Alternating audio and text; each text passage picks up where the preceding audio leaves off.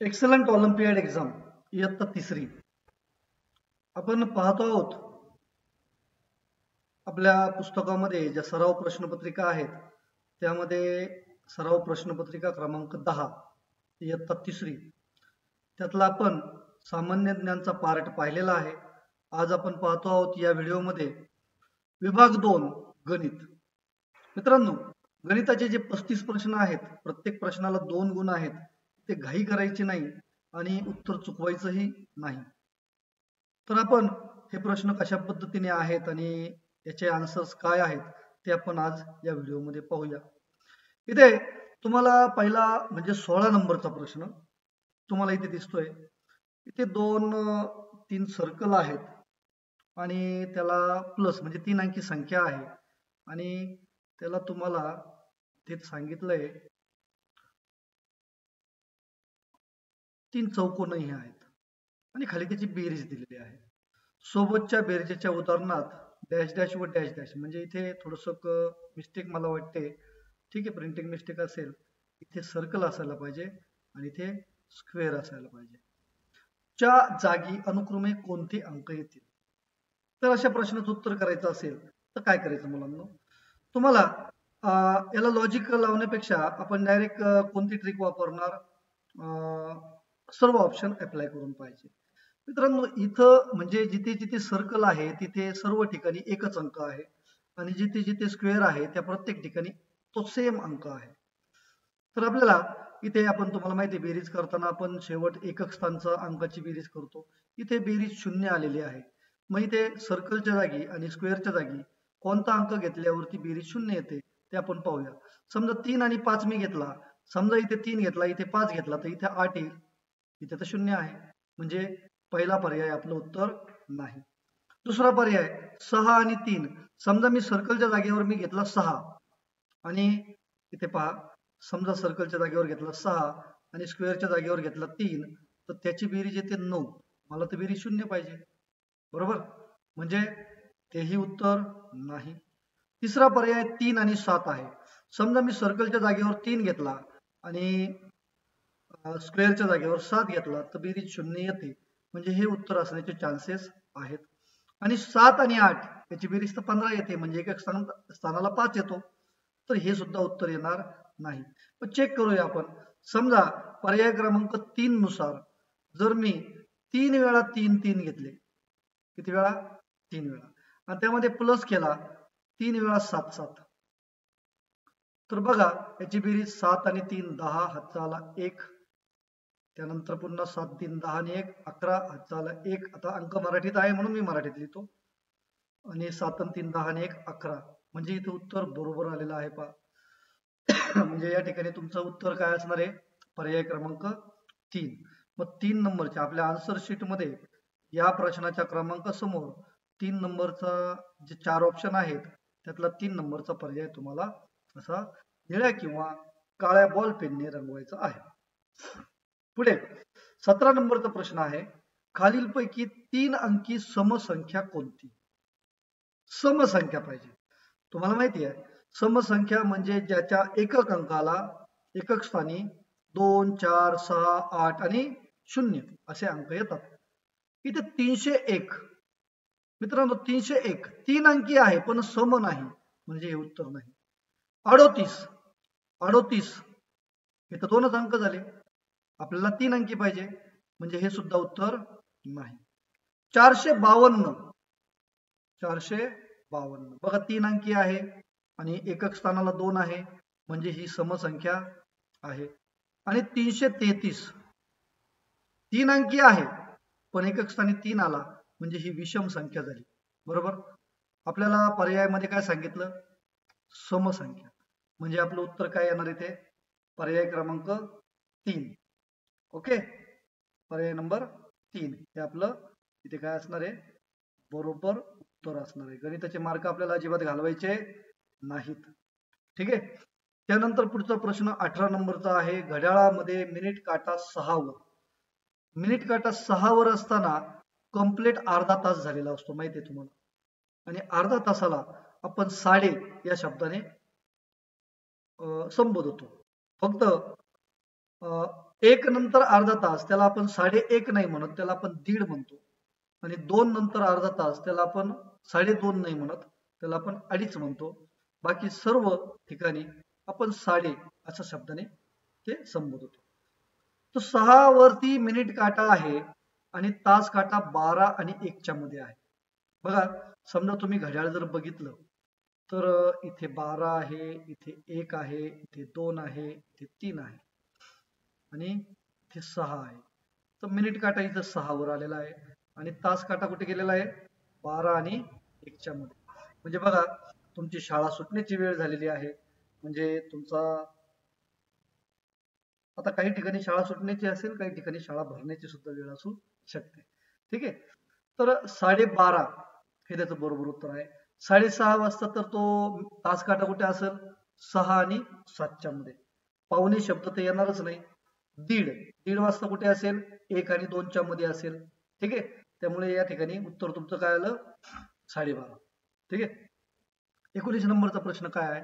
रामपूर या गावात 650 मिमी म्हणजे मिलीमीटर पाऊस पडला आणि डोंगरवाडीत 76 सेंटीमीटर पाऊस पडलाय. पहा, सेंटीमीटर. इथे तुम्हाला जे मोजण्याचं युनिट आहे, एकक आहे, ते वेगवेगळं दिलेलं आहे. दोन्ही ठिकाणच्या पावसात किती मिमी पावसाचा फरक आहे. मित्रांनो, ज्या वेळेला फरक काढायचा असतो त्यावेळेला आपल्याला वजाबाकी करायची असते, हे तुम्हाला सर्वांना माहिती आहे. मग इथे तुम्हाला पहिल्यांदा युनिट सारखे करून घ्यावे लागतील. तुम्हाला उत्तरामध्ये मिमी विचारलं, मग पहिल्यांदा 650 मिमी आहे म्हणजे मिलीमीटर. ठीक आहे. आणि 76 सेंटीमीटर आहे ना, तर सेंटीमीटर 10 मिलीमीटर म्हणजे 1 सेंटीमीटर. म्हणजे आपल्याला त्या 76चे काय करावं लागेल? 760 मिलीमीटर करावे लागतील. मिलीमीटर कशी झाली पहा? 76 सेंटीमीटर, 1 सेंटीमीटर म्हणजे 10 मिलीमीटर. तर 76 सेंटीमीटरचे किती होतील? 760. म्हणजे काय केलं? 76 गुणिले 10 म्हणजे काय झालं? 760. म्हणजे 760. आणि यातला फरक काढायचा म्हणजे याची काय करायची? वजाबाकी करायची. 0, 1 आणि 1 म्हणजे याचं उत्तर आलं 110 मिलीमीटर. आहे का ऑप्शन मध्ये? पहा, यस. पर्याय क्रमांक 1 हे त्याचं उत्तर आहे. ओके. त्यानंतर पुढे जाऊया आपण. 20 नंबरचा प्रश्न काय म्हणतोय पहा. 20 नंबरचा प्रश्न म्हणतो 13 अधिक 13 अधिक 13 अधिक 13 अधिक 13 किती वेळा घेतला? 5 वेळा. अधिक क बरोबर 13 गुणिले 4, सॉरी 13 गुणिले 9. तर क ची किंमत किती? पहा मित्रांनो, तुम्हाला माहिती आहे गुणाकार म्हणजे पुन्हा पुन्हा बेरीज असते. हे आपण सुरुवातीलाच शिकलेलो आहोत.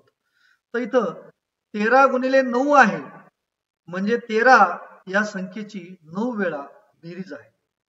त्यापैकी इथे 1, 2, 3, 4 आणि 5 वेळा तर सांगितलंय.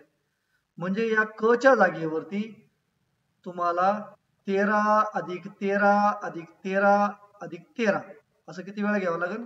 4 वेळा. म्हणजेच 13 गुणिले 4. मग याचं उत्तर काय? 13 चोक शबास 52 म्हणजे पर्याय क्रमांक 4 हे त्याचं उत्तर आहे. 444 पुढचा प्रश्न. 444 गुणिले 2 अधिक 112 बरोबर किती? अशा प्रकारे ज्या वेळेला तुम्हाला जे बेसिक ऑपरेशन आहेत म्हणजे संख्येवरील क्रिया, बेरीज, वजाबाकी, गुणाकार, भागाकार हे एकाच गणितामध्ये 2 पेक्षा जास्त असेल तर अशा याला आपण पदावली म्हणतो. बरोबर. आणि पदावली सोडवण्याचे तुम्हाला जो क्रम माहिती आहे, कशा पद्धतीने पदावली सोडवली जाते. पहिल्यांदा गुणाकार, भागाकार, नंतर बेरीज, वजाबाकी. ठीक आहे. तर इथे सुरुवातीला गुणाकारच आहे 444 गुणिले 2 आणि त्यामध्ये मग मिळवायचे आहेत आपल्याला 112. तर आपण करून पाहूया. 444 गुणिले 2 केलं तर याचं उत्तर येईल आपल्याला 888. बरोबर. आणि या 888 मध्ये तुम्हाला मिळवायचे किती आहेत? 112. तर 8 आणि 2 10, हातचा आला 1, 10 हातचा आला 1, हे झाले तुमचे 1000. मग 1000 म्हणजे 10 शतक होतात म्हणजे 9 शतक तर उत्तर नाहीये. 888 888 तर फक्त पहिल्या दोघांची बेरीज होती, म्हणजे हेही उत्तर नाही. आता 1 सहस्र आणि 10 सहस्र. सहस्र म्हणजे हजार. तर या ठिकाणी 10,000 तर उत्तर आलेलं नाही, आपलं 1,000 उत्तर आलेलं आहे, म्हणजे इथे पर्याय क्रमांक 3 हे तुमचं उत्तर आहे. ठीक आहे. त्यानंतर 22 नंबरचा प्रश्न काय आहे पहा. खालीलपैकी कोणती आकृती चौरसाची नाही? चौरस, चौकोन, फरक आहे. तर चौरस म्हणजे ज्या पूर्ण आकृतीला, बंद आकृतीला 4 बाजू असतात त्याला म्हणतो आपण चौरस. तर बघा इथे कोणता चौरस नाही असं विचारलं, बरोबर. चौरस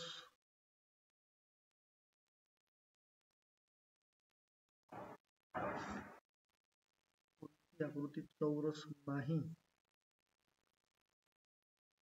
तर मला तर इथे एकच चौरस दिसतोय. 1 2 3 4 5. 1 2 3 4 2 3.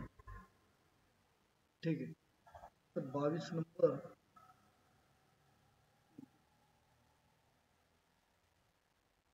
या प्रश्नामध्ये मला असं वाटतंय काहीतरी गडबड आहे.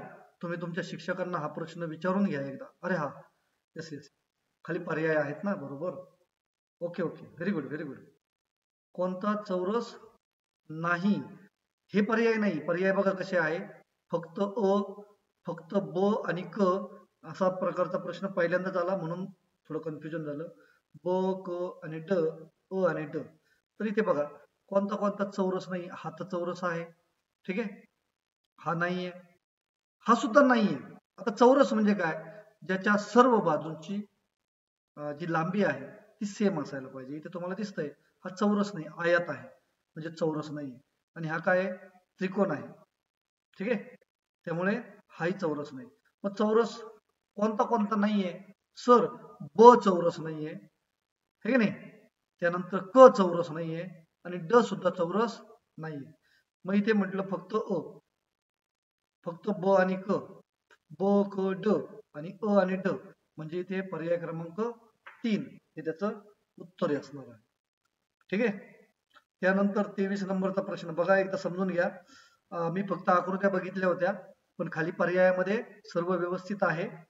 ठीक आहे. आपल्याला चौरस नाही असं शोधायचंय, तर चौरस फक्त अ आहे, बाकीचे 3 चौरस नाहीत, म्हणून त्याचा पर्याय क्रमांक 3 हे उत्तर येईल. 684 या संख्येतील 4, 6 व 8 या अंकांच्या स्थानिक व दर्शनी किमतीच्या बेरजेतील फरक किती? आता तुम्हाला माहिती आहे हे 684 याची स्थानिक किंमत आणि त्याची दर्शनी किंमत. आता 684 ची स्थानिक किंमत जर बघितली तर 600 अधिक 80 अधिक 4 म्हणजे 684 झाली ना, ठीक आहे. आणि दर्शनी किंमत किती त्याची, 4 अधिक 6 अधिक 8 म्हणजे 6 त्रिक 18, ही 18 बेरीज. मग या दोघांमधला फरक काढायचा, म्हणजे या दोघांची काय करायची, शाबास, वजाबाकी करायची. 684 वजा 18 किती येईल पहा.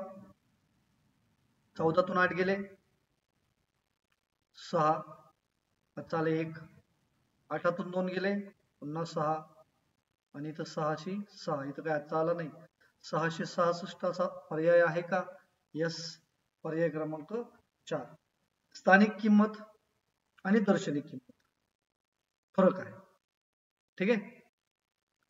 स्थानिक किंमतीची बेरीज आहे 684, दर्शनी किंमत म्हणजे 6, 8 आणि 4 यांची बेरीज करून ती आली होती 18. मग 684 मधून 18 आपण वजा केले, कारण आपल्याला बेरजेतील फरक काढायचा होता. ओके. प्रश्न क्रमांक 24, खालीलपैकी कोणत्या पर्यायात किरण दर्शवलेले आहेत. किरण, किरण तुम्हाला माहिती आहे, ज्याला शिरोबिंदू असतो आणि कोणत्या तरी दिशेला जाणारा बाण दाखवला जातो, पण तो एकाच दिशेला असतो. तर तो एकाच दिशेला जाणारा बाण आणि एका बाजूला शिरोबिंदू, मला वाटतं आकृती क्रमांक 1 मध्ये दिलेली आहे. 2 मध्ये तर किरण नाहीये, 3 मध्ये नाहीये, म्हणजे दोन्ही बाजूला दिसतोय तो, आणि 4 मध्ये किरण नाही, तो रेषाखंड आहे फक्त. या ठिकाणी पर्याय क्रमांक 1 म्हणजे पहिली आकृती त्याचं उत्तर असणार आहे. ठीक आहे, चलो आगे जाएंगे. 25 नंबरचा प्रश्न पहा. 4+36 या पदावलीचे मी तुम्हाला सांगितलं, ज्या वेळेला 2 किंवा 2 पेक्षा जास्त जर तुमचे संख्येवरील क्रिया एकाच गणितात असतील तर त्या प्रकाराला आपण पदावली म्हणतो. उत्तर खालीलपैकी कोणत्या पदावलीच्या उत्तराशी जुळेल? वाव, थोडस काठिण्य पातळी थोडी वाढवलेली आहे, पण काही नाही, आपण हुशार आहोत, काही टेन्शन घ्यायचं नाही. तर पहिल्यांदा आपण हे सोडवून बघूया. पोरांनो, 4+36 भागिले 9 हे जर सोडवायचं असेल तर पहिल्यांदा आपल्याला भागाकार करावा लागेल, है ना. मग 4+36 भागिले 9 किती? 9 चोक 36 म्हणजे 4, म्हणजे याचं उत्तर आलं 8. मग आता कोणाचं उत्तर 8 येतं ते पाहूया आपण. आपल्याला उत्तर किती आलं पाहिजे? 8. या पहिल्याचं उत्तर बघूया आपण. 7 दुने 14, 14 वजा 11 म्हणजे 3, 3+6 याचं उत्तर तर 9 येतं, म्हणजे उत्तर येणार नाही, पहिला पर्याय नाही. दुसरा, इथे तुम्हाला 5 गुणिले 2 अधिक 1 वजा 10 असं दिलेलं आहे. पहिल्यांदा गुणाकार करावा लागेल. सांगा, 5 दुने 10, 10 अधिक 1 11, 11 वजा 10 याचं उत्तर येतं 1, म्हणजे हेही उत्तर नाही. आपल्याला उत्तर किती आलं पाहिजे? 8. ठीक आहे. त्यानंतर इकडे तिसरा पर्याय पहा, 2 गुणिले 8, 2 गुणिले 8 म्हणजे 8 दुने 16, 16 भागिले 8, 16 भागिले 8 त्याचं उत्तर येईल 2, बरोबर. म्हणजे 2+6, 2+6 त्याचं उत्तर येईल पुन्हा 8, म्हणजे हे उत्तर बरोबर आहे. पहा, 8 उत्तर येते, है की नाही. आणि तिसरा पर्याय काय?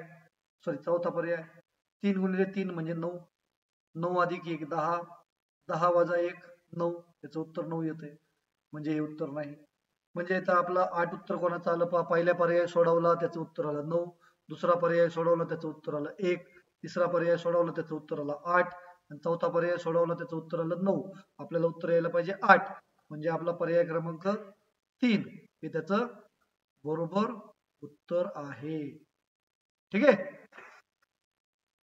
खालील रिकाम्या चौकटीतील योग्य चिन्ह पर्यायातून शोधा. आता योग्य चिन्ह शोधायचं आहे. इथे काय सांगितलंय पहा, 6 शतक आणि 5 दशक. ठीक आहे. इथे 8 दशक, 5 शतक आणि 3 एकक. जर समजा ही संख्या जर मी लिहिली, 6 शतक आणि 5 दशक म्हणजे 650 झाले, बरोबर. आणि इथे शतक कोणते आहेत? 5 आहे, म्हणजे 500, 8 दशक आणि 3 एकक. बघा, 650 आणि 583 याच्यामध्ये कोणती संख्या मोठी आहे? संख्येचा लहान मोठेपणा आपल्याला पाहायचा आहे. तर कोणती संख्या मोठी आहे? 650, म्हणजे 650 मोठी आहे, म्हणजे 650 ची बाजू मोठी दाखवावी लागेल आपल्याला. ठीक आहे. म्हणजे असं चिन्ह जे आता मी इथे काढलं, हे चिन्ह कोणता पर्याय आहे पहा? पर्याय क्रमांक 1, है की नाही. संख्येचा लहान मोठेपणा, तुम्हाला मोठी संख्या कोणती त्या बाजूला 2 त्याचे शिरोबिंदू आले पाहिजे. ठीक आहे. अशा प्रकारचं चिन्ह तुम्हाला वापरावं लागेल. त्यानंतर 27 नंबरचा प्रश्न काय आहे पहा, सोबतच्या आकृतीचा पृष्ठभाग कसा आहे? आता पृष्ठभाग म्हणजे त्याचा सरफेस. आता ही आकृती आपल्याला प्रॉपर कळत नाहीये. ठीक आहे, पृष्ठभाग उभा तर नाहीये, वक्र ही राऊंड आहे ना, तो वक्र असू शकतो. तिरपा तर काहीच नाही इथे. सर्व पर्याय बरोबर, 2 चुकलेले म्हटलं, सर्व पर्याय बरोबर येणार नाही, म्हणजे इथं पर्याय क्रमांक 2 हे तुमचं काय आहे? प्रॉपर आन्सर आहे. ठीक आहे. त्यानंतर काय सांगितलं, 909 ही संख्या अक्षरात कशी लिहा? 909 आता वाचतानाच आपण वाचलं 909 आहे ना. मग बघा बरं 909 कुठे दिसतंय? पर्याय क्रमांक 4 त्याचं आन्सर आहे. पुढचा प्रश्न 29 नंबरचा. एका दोरीच्या तुकड्याची लांबी 9 सेंटीमीटर आहे, तर त्याच लांबीचे 7 तुकडे एकत्र जोडल्यास तयार झालेल्या दोरीची एकूण लांबी किती होईल? मुलांनो, एक दोरी आहे, तिची लांबी सांगितली किती? 9 सेंटीमीटर, है की नाही? अशा किती दोऱ्या घेतल्या? त्याच लांबीची 7 दोऱ्या घेतल्या, म्हणजे तुम्हाला करावं लागेल 9 गुणिले 7. 9 9 9 9 असे 7 वेळा घ्यावं लागेल बेरीज. बेरीज करण्यापेक्षा आपण गुणाकार करतो. म्हणा 9चा पाडा 7 पर्यंत, 9 सते 63 है ना. मग 63 आहे का उत्तर? सेंटीमीटर आहे, सेंटीमीटर आहे. 63 सेंटीमीटर, पर्याय क्रमांक 2 हे त्याचं उत्तर आहे. त्यानंतर प्रश्न 30 नंबरचा काय सांगतोय? 1 ते 100 या संख्यांमध्ये 1 अंकी व 2 अंकी संख्यांतील फरक किती?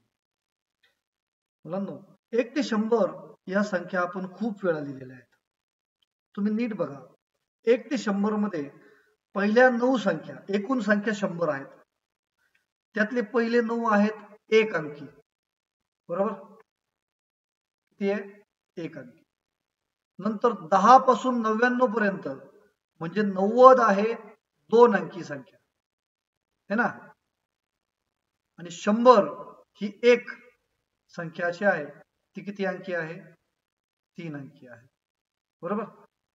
आपल्याला विचारलं काय? 1 अंकी आणि 2 अंकी. मग 1 अंकी किती आहेत? 9. 2 अंकी किती आहेत? 90. त्यातलं काय करायचं आहे? फरक. फरक करायचं म्हणजे काय करायची? वजाबाकी. मग काय करावं लागेल? 90 वजा 9 किती आलं उत्तर? 81. Is there answer? यस, 81. पर्याय क्रमांक ओके. 31 नंबरचा प्रश्न आहे. सोबतच्या घड्याळात आणखी किती मिनिटांनी बरोबर 4 वाजतील? सोबतच्या घड्याळामध्ये किती मिनिटांनी 4 वाजतील? बघा, इथे तुम्हाला जे घड्याळ दिलेलं आहे त्यामध्ये जो तास काटा आहे तो 3च्या जवळ आहे, आणि मिनिट काटा जो लांब काटा आहे तो 1 वरती आलेला आहे, म्हणजे इथे 3 वाजून 5 मिनिटं झालेले आहेत. तुम्हाला माहिती आहे एका तासामध्ये असतात मिनिटे 60. किती? 60. 5 मिनिटं ऑलरेडी संपलेत ना. मग आणखी किती मिनिटानंतर हा जो मिनिट काटा आहे 4 वाजणार आहे? 4 वाजणार आहे म्हणजे तो काटा कुठे गेला पाहिजे? 12 वर, हे की नाही. आणि मग त्यावेळेला तास काटा कुठे येईल? बरोबर 4 वर. तर 60 पैकी 5 मिनिटं तर ऑलरेडी झालेली आहेत, म्हणजे तुम्हाला किती मिनिटं लागतील आणखी 4 वाजण्यासाठी? कमी आहेत 50 मिनिटे, सॉरी 55 मिनिटे. ओके. बघा, घड्याळात आणखी किती मिनिटांनी बरोबर 4 वाजतील? तर त्याचं उत्तर येते 3 वाजून 5 मिनिटं झालेली आहेत, म्हणजे अजून 55 मिनिटे. पर्याय क्रमांक 2. 32 नंबरचा प्रश्न काय म्हणतोय? स्टार छेद 37 सोबतचा अपूर्णांक हा छेदाधिक अपूर्णांक होण्यासाठी या स्टारच्या जागेवर कोणती संख्या येईल? छेदाधिक अपूर्णांक म्हणजे ज्याचा छेद जास्त आहे, छेद मोठा आहे अंशापेक्षा. जर तुम्ही पर्याय क्रमांक 1 जर घेतला तर ती संख्या 39 आहे, आणि 39 हे 37 पेक्षा मोठे आहे. मग 39 जर वरती लिहिला तर अंश मोठा होईल ना. आपल्याला काय मोठा पाहिजे? छेदाधिक, म्हणजे छेद मोठा पाहिजे. तर पर्याय क्रमांक 1 तर येणार नाही. 43 ही संख्या सुद्धा 37 पेक्षा मोठी आहे. लक्षात येत आहे मी काय सांगतोय ते? आपल्याला काय पाहिजे? छेद मोठा पाहिजे, म्हणजे ही 37 हे जास्त पाहिजे. कशापेक्षा? अंशापेक्षा. जर मी 43 घेतले तर 43 अंश मोठा होईल, छेद छोटा होईल, म्हणजे हे सुद्धा उत्तर नाही. 73 सुद्धा 39 पेक्षा, सॉरी 37 पेक्षा मोठे आहे. मग इथे फक्त तुम्हाला 31 हाच पर्याय चालेल. मग 31 छेद 37 होईल. कसं होईल? 31 अंश छेद 37. बघा, मग छेद मोठा झाला का नाही, म्हणून इथे छेदाधिक असं सांगितलेलं आहे. ओके. मला असं वाटतं तुम्ही पुस्तकही जवळ घेऊन बसावं, म्हणजे तुम्हाला स्क्रीन जरी हल्ली तरी तुमच्या पुस्तकामध्ये तुम्हाला तुमचे प्रश्न दिसतील. खालील संख्या चढत्या क्रमाने लिहिल्यास हा जो चौकोन आहे त्याच्या जागी कोणती संख्या येईल? बघा, आता चढत्या क्रमाने लिहायचं म्हणजे पहिल्यांदा छोटी, नंतर मोठी, नंतर मोठी, अशा अशा संख्या लिहायच्या असतात आपल्याला. ठीक आहे. इथे सांगितले 504, 540, ते आहे 617. म्हणजे इथे जी मधली संख्या आहे ना, ही 540 पेक्षा मोठी पाहिजे, पण 617 पेक्षा छोटी पाहिजे. 671 540 पेक्षा मोठी आहे, पण 617 पेक्षा छोटी नाही ना, म्हणून हे उत्तर येणार नाही. 537 537 540 पेक्षा छोटे आहे, मग हे चालणार नाही. 594 यस, दिस इज आन्सर. आणि 800 म्हणजे विषयच नाही ना, 800 दिले ना, तर ते नाही चालणार आहे आपल्याला. ओके, तर इथे पर्याय क्रमांक 3 तुमचं उत्तर आहे. 34 नंबरचा प्रश्न काय दाखवतोय? सोबतच्या आकृतीत छायांकित न केलेला व छायांकित केलेला भाग दर्शवणाऱ्या अपूर्णांकातील फरक किती? आपण पहिल्यांदा काय करू, त्याचे सगळे जे किती तुकडे केलेले आहेत ते पाहूया. 1 2 3 4 5 आणि 5 5च्या किती रांगा आहेत? 1 2 3 4 5, म्हणजे टोटल आहेत 25. बरोबर, टोटल किती आहेत?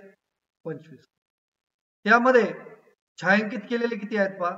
1 2 3 4 5 आणि 6, म्हणजे 6/25 काय आहे? हे छायांकित केलेले आहेत. अरे 25 पैकी 6 इथे आहेत, म्हणजे 25 पैकी किती छायांकित न केलेले आहेत? मग ते 25 मधून 6 गेले म्हणजे किती राहिले? 19. 19/25. आणि आता याची वजाबाकी, फरक काढायचा ना. फरक काढायचा म्हणजे काय करायची? वजाबाकी करायची. मग आता याची वजाबाकी बघा, छेद सारखा आहे, छेद सारखा आहे म्हणजे 25 जसेच्या तसे येतील. मग अंशाची करायची वजाबाकी. 19 मधून गेले 6, 19 वजा 6, म्हणजे त्याचं उत्तर आलं तुमचं 13. मग याचं उत्तर काय पहा बरं? 13/25 असं उत्तर आहे का? यस, पर्याय क्रमांक 1. ठीक आहे, लक्षात आलं का? पुन्हा एकदा पहा, टोटल आकृत्या, टोटल तुकडे आहेत म्हणजे सारखे तुकडे केलेले आहेत 25, त्यापैकी रंगवलेले आहेत म्हणजे छायांकित केलेले म्हणतो आपण त्याला 6, मग न छायांकित केलेले किती? 19. आणि प्रश्न विचारला आपल्याला त्याच्यातला फरक, मग 19 वजा 6, त्याचं उत्तर येईल तुमचं 13/25. खालील पर्यायातील असत्य विधान शोधा. असत्य, असत्य म्हणजे चुकीचं पर्याय. मग चुकीचं काय आहे? त्यांनी सांगितलं घन. घन म्हणजे माहितीये का? ज्याची लांबी, रुंदी, उंची सारखी असते, असा घनाकृती ठोकळा. ठीक आहे, एखादा बॉक्स असतो पहा, तर त्यांनी म्हटलं घनाची सर्व पृष्ठे आयताकृती असतात. आयताकृती नसतात, आयताकृती असतात ते इष्टिकाचितीचे. तर हा पर्याय असत्य आहे. आपल्याला असत्य शोधायचं ना, म्हणजे हेच उत्तर आहे. बघा परत, इष्टिकाचितीला 8 शिरोबिंदू असतात. इष्टिकाचिती म्हणजे काय? तुम्ही काडीची पेटी माचीस बॉक्स माहिती आहे तुम्हाला? जरा डोळ्या पुढे आणा, त्याला शिरोबिंदू किती असतात? शिरोबिंदू म्हणजे किती कॉर्नर असतात? तर त्याला 8 कॉर्नर असतात. 8 ठिकाणी त्याचा पॉइंट असतो. पॉइंटेड भाग कुठे कुठे असतो? तर तो 8 ठिकाणी. म्हणजे तुम्हाला इथं पर्याय क्रमांक 2 हे सत्य आहे. आपल्याला शोधायचं काय? असत्य, म्हणून हे उत्तर नाही. घनाला 6 पृष्ठे असतात.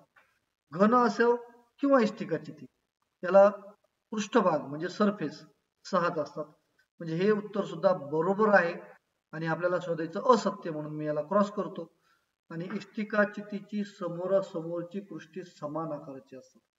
जरा तुम्ही काडीची पेटी पहा, वरची बाजू आणि खालची बाजू सेम आकाराची असते, दोन साईडचे सेम आकाराचे असते, पुढची आणि मागची बाजू सुद्धा सेम आकाराची असते. म्हणजे हे सुद्धा विधान बरोबर आहे. मग आपल्याला पाहिजे असत्य, म्हणून हे सुद्धा उत्तर नाही. मग तुमचा पर्याय क्रमांक 1 हे त्याचं उत्तर आहे. घनाची सर्व पृष्ठे आयताकृती असतात. 36 नंबरचा प्रश्न सांगितलाय, खालीलपैकी एकूण गुणाकार किती गुणाकार बरोबर आहेत? आता बरोबर असणारे त्यांनी पहिल्यांदा सांगितलं 50 गुणिले 5. जर तुम्ही 50 गुणिले 5 जर केलं तर त्याचं उत्तर येतं 250. हे तर चुकीचं आहे, इथं 50 दिलंय.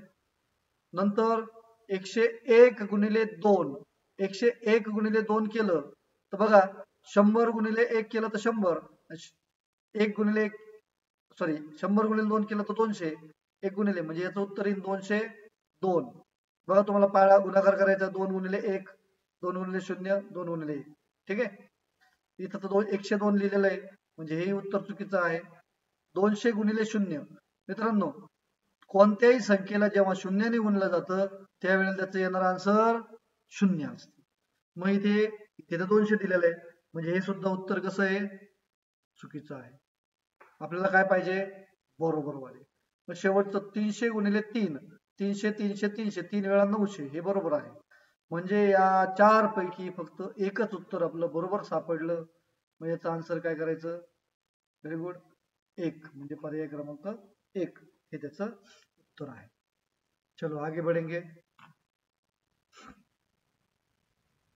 खालील चित्ररूप माहितीमध्ये विविध खेळण्या आवडणाऱ्या मुलांची माहिती दर्शवली आहे. त्यावरून खालील प्रश्नांची उत्तरे शोधा. खालील प्रश्नाचे उत्तर शोधा म्हणजे एकच प्रश्न आहे. ठीक आहे, तर इथे खेळणी दिलेली आहे पहा, भवरा. भवरा खेळणी आवडणाऱ्या मुलांची संख्या. हा, कधी कधी इथं एक मुलगा म्हणजे 10 मुले, एक मुलगा म्हणजे 5 मुले असंही माहिती असते. इथे काही नाही आहे, जेवढे चित्र दिसतात तेवढीच मुलं आहेत. सांगा, मोजा ही 1 2 3, इथे किती आहेत, 3. 1 2 3 4 5 6. भवरा बॅट बॉल खेळणारे किती आहेत, क्रिकेट खेळणारे 6. बाहुली खेळणारे किती आहेत, 4. आणि गाडी खेळणारे 1 2 3 4 5 6 7 8 किती आहेत, 8. ठीक आहे, आणि प्रश्न काय विचारला, भोवरा व कार या खेळण्या आवडणाऱ्या एकूण मुलांची एकूण संख्या. मग भोवरावाले किती येत रे, 3 आहे. कारवाले किती येत रे, 8 आहे. एकूण विचारलं म्हणजे त्यांची काय करायची, बेरीज. तर काय येईल, 11. आहे का पर्याय क्रमांक, शाबास, 1 हे त्याचं उत्तर आहे. ठीक आहे, 11. बघा, भोवरा खेळणारे 3 आणि गाडी म्हणजे कार खेळणारे 8, त्यांची एकूण संख्या विचारली मग एकूण संख्या येईल 11. 38 नंबरचा प्रश्न आहे, दीपालीने दिवाळीला लाडू तयार करण्यासाठी 4.5 किलो साखरेचा वापर केला, तर दीपालीने एकूण किती ग्रॅम साखर वापरली. तुम्हाला मी मगाशी सांगितलं साडे साडे म्हणजे अर्धा, बरोबर. 4.5 किलो म्हणजे 4 अधिक अर्धा किलो, बरोबर का नाही. आणि तुम्हाला विचारलेला काय प्रश्न, तर एकूण किती ग्रॅम विचारलं, ग्रॅम. मग मला सांगा 1 किलो म्हणजे 1000 ग्रॅम, बरोबर ना. मग 4 किलो, 4 किलो म्हणजे किती रे, शाबास, किती ग्रॅम, 4000 ग्रॅम, बरोबर. आणि तिने 4.5 म्हटलं ना, म्हणजे 4.5 म्हणजे पुन्हा अर्धा किलो ना, म्हणजे काय येईल, 500 ग्रॅम. मग किती उत्तर येईल, याची मला बेरीज करावी लागेल. किती येईल, 4500 ग्रॅम. आहे का 4500 ग्रॅम, यस, पर्याय क्रमांक 4 हे त्याचं उत्तर आहे. 39 नंबरचा प्रश्न आहे, जर स्वातंत्र्य दिन बुधवारी आला असेल तर त्याच वर्षी गांधी जयंती कोणत्या वाराला येईल. स्वातंत्र्य दिन बुधवारी आला, गांधी जयंती कोणत्या वाराला येईल. मित्रांनो, स्वातंत्र्य दिन म्हणजे ऑगस्ट महिना आणि गांधी जयंती म्हणजे ऑक्टोबर महिना. ऑगस्ट नंतर सप्टेंबर, ऑक्टोबर, सप्टेंबरचे दिवस ठरलेले असतात. सप्टेंबर मध्ये 30 दिवसांचा महिना असतो. तर आता काही गोष्टी अशा आहेत, आता समजा जर मध्ये फेब्रुवारी महिना आला तरच वार बदलतात, बाकीचे जर तुमचे फेब्रुवारी नंतरचे जर सण असतात ना, याची लिंक लक्षात ठेवा. नेहमी स्वातंत्र्य दिन ज्या दिवशी येतो ना, दरवर्षी कोणत्याही वर्षी त्याच्या अगोदरच्या वाराच्या दिवशी आपल्याला गांधी जयंती येणार. म्हणजे स्वातंत्र्य दिन समजा शनिवारी आला तर गांधी जयंती शुक्रवारी येणार. मग इथे काय म्हटले, स्वातंत्र्य दिन कधी आला? बुधवारी. मग गांधी जयंती कधी येणार? बुधवारी येणार का? नाही. कधी येणार? अगोदरच्या दिवशी. मग कधी येणार ती? मंगळवारी. आता याचं कॅल्क्युलेशनही आपण करून पाहू शकतो, परंतु अशा काही गोष्टी तुम्हाला पाठ कराव्या लागतील. ठीक आहे. नंतर 40 नंबरचा प्रश्न काय सांगितलंय, गोळेगाव मध्ये एकूण 964 मतदार आहेत, त्यापैकी 508 पुरुष आहेत. तर स्त्री मतदारांची संख्या पुरुष मतदारांपेक्षा कितीने कमी अथवा जास्त आहे? कोणाची? स्त्रियांची. आता मला सांगा, जर टोटल तुमचे 900 किती आहे? 64. हे काय आहे? टोटल आहे. त्यापैकी पुरुष किती आहेत? पुरुष आहेत तुमचे 508. बरोबर. मग याची जर वजाबाकी केली तर मला स्त्रियांची संख्या कळेल. मग 14तून 8 गेले म्हणजे 6, हातचा आला 1, 6तून 1 गेला म्हणजे 5, आणि 9तून 5 गेले म्हणजे 4. एवढ्या काय झाल्या तुमच्या स्त्रिया. ठीक आहे. आणि त्यांनी प्रश्न काय विचारला, स्त्रियांची संख्या पुरुषांपेक्षा कितीने कमी अथवा जास्त. नीट बघा, स्त्रिया कमी आहेत का जास्त आहेत रे? कमी आहेत. बरोबर ना? कितीने कमी आहेत? मग त्यासाठी पुन्हा काय करावं लागेल? फरक काढावा लागेल. म्हणजे मला करावं लागेल 508 वजा 456. 8तून 6 गेले 2, 0तून 5 गेला 5, चाल 1 0. मग इथे 52 स्त्रिया कमी आहेत. 52 स्त्रिया कमी आहेत. प्रश्न बघा, स्त्री मतदारांची संख्या पुरुष मतदारांपेक्षा कितीने कमी अथवा जास्त आहे? तर कमी आहेत ना. कितीने कमी आहेत? 52ने. असं उत्तर आहे का? 52ने जास्त, 152, 152, 52ने कमी. पर्याय क्रमांक 4 हे त्याचं आन्सर आहे. आता या प्रश्नाला आपण अशाही पद्धतीने करू शकतो. तो थोडीशी ट्रिक सांगतो तुम्हाला. काय करायचं तुम्हाला, हे 508 आहे ना, हे 508 चे डबल केले तर तुम्हाला सापडतील 1016. बरोबर. म्हणजे 508 508 508 स्त्री आहेत ना, सॉरी पुरुष आहेत ना, तर 508 स्त्री आहेत असं गृहीत धरलं तर 1016. पण इथं तर 964 आहे. अरे मग किती कमी पडले? 964. मग याची वजाबाकी पुन्हा किती सापडेल तुम्हाला? 52. म्हणजे 52 स्त्रिया कमी पडल्या. ठीक आहे. 555 भागिले 5 बरोबर किती? आता 555 ला 555 भागिले 5 केलं, तुम्ही बघता सगळीकडे 1 1 1 चा भाग जातो. म्हणजे इथे तुमचा आन्सर येईल 111. पर्याय क्रमांक 2. खालील आकृतीबंध पूर्ण होण्यासाठी प्रश्नचिन्हाच्या जागी येणारा पर्याय शोधा. बघा आता इथे जरा 1 2 3 4 5 ते किती आहेत? 5 आहेत है ना. 1 2 3 4 इथे 4 आहेत. इथे किती आहेत काय माहिती? इथे 2 आहेत, इथे 1 आहे. म्हणजे इथे किती येतील रे? शाबास 3 येते. सगळ्यांची दिशा एकाच बाजूला आहे, खालच्या बाजूला आहे. म्हणजे तुम्हाला खालची बाजू दिशा दाखवणारे 3, आणि 3 वाला पर्याय फक्त 2 नंबरचा पर्याय फक्त तुम्हाला उत्तर दिसतंय. म्हणजे 42 नंबरच्या प्रश्नाचं उत्तर तुम्हाला लिहायचंय पर्याय क्रमांक 2 हा तुम्हाला रंगवायचा आहे. ठीक आहे. त्यानंतर पुढे काय आहे? 43 नंबरचा प्रश्न, 3/4 म्हणजे 3/4 या अपूर्णांकात 3/4 हा अपूर्णांक 2 वेळा मिळून येणाऱ्या उत्तराचे अक्षरी लेखन कसे करावे? मित्रांनो, 3/4 यामध्ये 3/4 2 वेळा मिळवायचा आहे. ठीक आहे. इथे लिहितो मी 3/4, याच्यामध्ये अधिक करायचं आहे पुन्हा 3/4 अधिक 3/4 किती वेळा मिळवायचा आहे? 2 वेळा. मी मगाशीच सांगितलं तुम्हाला, छेद सारखा असेल तर छेद आपण काय करतो, जसाच्या तसा लिहितो आणि फक्त अंशाची बेरीज करतो. मग अंशाची बेरीज करा, 3+3+3 किती झाले, शाबास 9/4. असा पर्याय आहे का 9/4 म्हणजे 9 अंश छेद 4. आता इथे बरेच विद्यार्थी काय करतात, त्या 4ची पण बेरीज करतात आणि मग उत्तर चुकतं.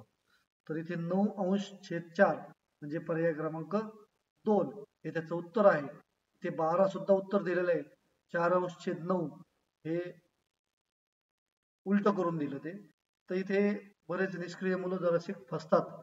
9 अंश छेद 4 हे त्याचं उत्तर असायला पाहिजे. पुढचा प्रश्न आहे, 395 सीताफळे 5 पेट्यात सारखी भरली तर प्रत्येक पेटीत किती सीताफळे भरली. आता 395 सीताफळे 5 पेट्यांमध्ये भरले ना. मग आता तुम्हाला इथे इक्वल डिस्ट्रीब्युशन करायचं आहे, म्हणजे त्याला समान वाटप करायचं आहे. तर अशा वेळेला आपल्याला भागाकार करावा लागतो.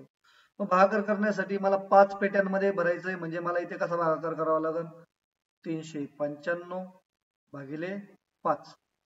ठीक आहे, म्हणा 5चा पाडा, 5×7=35. किती राहिले, 4 0 वरतून घेतला 5, पुन्हा 5×9=45. इथे झाले 0 म्हणजे तुमचं उत्तर आलं 79. प्रत्येक पेटीमध्ये 79 म्हणजे पर्याय क्रमांक 3 एवढी सीताफळे बसतील. ओके. 45 नंबरचा प्रश्न काय म्हणतो, 15 आठे वजा 12 पंचे किती. मग आता 15 आठे किती, अरे 15 आठे 120 बरोबर. आणि 12 पंचे किती, 12 पंचे 60. याची वजाबाकी करायची. मग बघा 0 से 0 12तून 6 गेले 6 म्हणजे पर्याय क्रमांक 4 हे त्याचं उत्तर. ठीक आहे. त्यानंतर 46 म्हणजे 46 नंबरचा प्रश्न आहे, सोबतच्या आकृतीचे नाव काय आहे. मुलांनो, ज्या वेळेला असा हा जो कोन असतो तो कम्प्लीट काटकोनात असतो. काटकोनामध्ये म्हणजे तुमच्या वहीचा कोपरा बघा, कम्प्लीट 90 अंशाचा असतो. 90 अंशाचा. ही रेष आडवी सरळ असते आणि वरची रेष उभी सरळ असते. अशा वेळेला काटकोन होतो. तो जर त्याच्यापेक्षा छोटा असेल तर त्याला लघुकोन म्हणतात, आणि तो जर त्याच्यापेक्षा मोठा असेल तर त्याला विशाल कोन म्हणतात. मग इथे तुम्हाला काय वाटतं, हा जो कोन आहे तो 90 पेक्षा मोठा आहे का छोटा आहे, शाबास मोठा आहे. मग किती अंश आहे तो, 110. मग हा झाला तुमचा विशाल. ठीक आहे. जर तो 90 पेक्षा कमी असला असता, म्हणजे 85 80 70 67 72, तर तो झाला असता लघुकोन. तर इथे उत्तर काय येईल, विशाल कोन, पर्याय क्रमांक 2. 47 नंबरचा प्रश्न, गौरवने स्टेशनरी दुकानातून खालील किमतीची प्रत्येकी एक वस्तू घेतली तर त्याने एकूण किती रुपयांची खरेदी केली. बर, गौरवने या प्रत्येक वस्तू एक एकच बघा, हे खोड रबर म्हणजे इरेजर आहे, नंतर पेन आहे, नंतर इथे मला पुस्तक किंवा नोटबुक वही आहे, आणि पुन्हा एक वही किंवा डायरी पुस्तक काही म्हणा त्याला, याच्या किमती पण दिलेल्या आहेत तुम्हाला. आता यांची तुम्हाला एकूण खरेदी करायची आहे. जेव्हा एकूण करायचं असतं तेव्हा बेरीज असते का वजाबाकी असते, शाबास बेरीज असते. आणि फरक काढायचा असेल तर वजाबाकी असते. तर इथे एकूण करायचं आहे म्हणजे मला करायचे 3.25 म्हणजे 3 रुपये 25 पैसे. नंतर घ्यायचे मला 13, मी कशी लिहितो पहा, 13.25. आता हा 13 लिहिताना आणि 3 लिहिताना मी काळजी काय घेतली, या 3च्या खाली 3 आला, पॉईंटच्या खाली पॉईंट आला. नंतर 16, आता 16 कसे घ्यायचे, 16 रुपये पैसे नाही आहेत म्हणजे मला इथे लिहायचे 16.00 आणि 25.00. मग मला करायची याची बेरीज करा, 5 5 10, आज झालं 1, 2 2 4 आणि 1 5, आज झालं 1, 3 आणि 1 4, 4 आणि 3 7, 7 आणि 6 13, 13 आणि 5 18, बरोबर 18. चालेल 1 1 आणि 2 3 4 5. ₹58.50. ओके, 6 6 12 7 3 18. ओके, मग ₹58.50 काय पर्याय क्रमांक 1. म्हणजे दुकानदाराकडून जर या 4 वस्तू घेतल्या असतील तर या 4 वस्तूंचं मिळून बिल झालं ₹58.50. ही झाली त्याची खरेदी. पुढचा प्रश्न काय आहे, त्रिकोणाचे बाजूवरून पडणारे प्रकार खालीलपैकी कोणते आहेत. त्रिकोण माहिती आहे तुम्हाला, बाजूवरून पडणारे प्रकार म्हणजे त्याच्या बाजूची जी लांबी असते त्यावरून तुम्हाला त्या त्रिकोणाचे प्रकार माहिती असतात. समभुज त्रिकोण, समभुज त्रिकोण म्हणजे ज्याच्या सर्व बाजूंची बेरीज सर्व बाजूंची लांबी सारखी असते, सर्व कोणांचे अंश सुद्धा सारखे असतात. ठीक आहे, मग हा प्रकार आहे. लघुकोन त्रिकोण, लघुकोन त्रिकोण असा प्रकार नाही. विषमभुज त्रिकोण, विषमभुज कोण असतो, विषमभुज त्रिकोण हा पण पर्याय नाहीये. आणि समद्विभुज त्रिकोण, समद्विभुज म्हणजे दोन बाजू सारख्या, एक बाजू शॉर्ट असते किंवा लॉंग असते. ठीक आहे, म्हणजे इथं पर्याय क्रमांक अ आणि ड, अ आणि ड, लघुकोन त्रिकोण, विषमभुज त्रिकोण. अरे हा विषमभुज त्रिकोण आहे ना, भुज, विषमकोन नाही, विषमभुज. विषमभुज त्रिकोण म्हणजे काय माहिती का, ते तीनही कोणांचे जे लांबी असते ना ती अलग अलग असते. एक छोटा असतो, एक मोठा असतो, एक फारच मोठा असतो. म्हणजे हा हे सुद्धा पर्याय आहे बरं का. विषमभुज त्रिकोण, तिन्ही बाजूंची लांबी, त्रिकोणाला ज्या 3 बाजू असतात ना त्या तीनही बाजू वेगवेगळ्या आकाराच्या असतात, त्यामुळे त्या तिघांचे कोणाचे माप सुद्धा अलग असतात. म्हणजे इथे ब नाहीये, अ, क आणि ड, अ, क आणि ड हा पर्याय क्रमांक 4 हे त्याचं उत्तर आहे. ठीक आहे, त्यानंतर पुढे खालील माहितीवरून कंसात दिलेल्या गणितीय क्रियेचे शाब्दिक उदाहरण तयार करून योग्य पर्याय शोधा. आता शाब्दिक उदाहरण म्हणजे तुम्हाला उत्तर दिलेलं आहे त्याच्यावरून तुम्हाला प्रश्न बनवायचा आहे. बघा, गणेश जवळ 20 वह्या, रमेश जवळ 13 वह्या आणि प्रत्येक वहीची किंमत 15 रुपये. ठीक आहे, तर तुम्हाला यावरून प्रश्न, गणेश जवळ असणाऱ्या वह्यांची एकूण किंमत किती, असा प्रश्न बनवता येईल का आणि त्याचं उत्तर काढता येईल का. गणेश जवळ वह्या किती आहेत, 20 आहे, प्रत्येकाची किंमत किती आहे, 15 आहे, म्हणजे याचं उत्तर आपण काढू शकतो, असा प्रश्न तयार होऊ शकतो.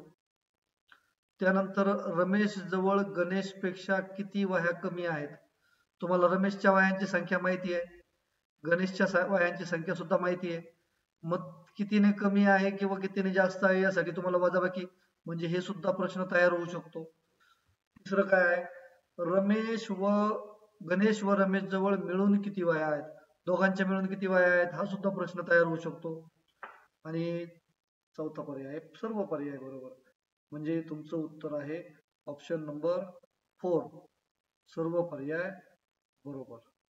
ठीक आहे, आणि काय सांगितलं, खालीलपैकी कोणती आकृती बंदिस्त आहे. बंदिस्त आहे म्हणजे ते सर्व बाजू त्याच्या पॅक आहेत.